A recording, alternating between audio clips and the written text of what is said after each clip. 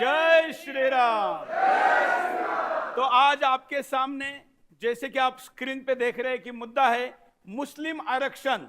एक और पाकिस्तान की तैयारी होने देंगे क्या? नहीं। कोई और पाकिस्तान बनने देंगे? नहीं। और इसलिए आज हमको जनसंवाद में यह संकल्प लेना है कि हिंदुस्तान में मुस्लिम आरक्षण कभी भी आने नहीं देंगे। क्योंकि राजनीतिक जमात अपने वोट की लालच में लाल टपकाते हुए इन दिनों में आप विभिन्न मंचों पर विभिन्न पार्टियां ये बातें बोल रही है, आप देख रहे होंगे। लेकिन ये देश किसी राजनीतिक पार्टी के बाप की बपोती नहीं है। ये स्वतंत्र हुआ अंग्रेजों से 75-76 वर्ष पहले, लेकिन इस देश का जन्म कोई 75-76 वर्ष पहले का नहीं है।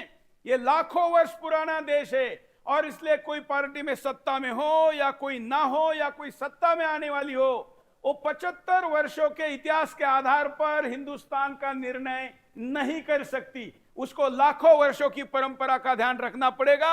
यह हमारा बेसिक स्टैंड है। और इसलिए मैं हमेशा यह कहता हूं कि जब इस्लाम के नाम पर पाकिस्तान दे दिया है तो दोबारा हिंदुस्तान में किसी को भी इस्लाम के नाम पर कुछ भी नहीं मिलेगा।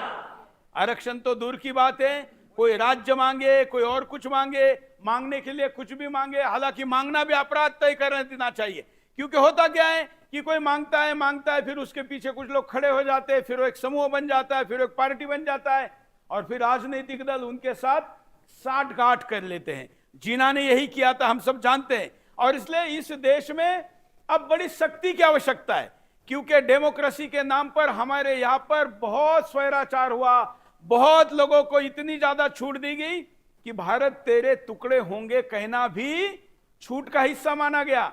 हम देंगे क्या छूट? नहीं। एक न्यायाधीश ने कहा कि तिरंगा भी जलाया जा सकता है।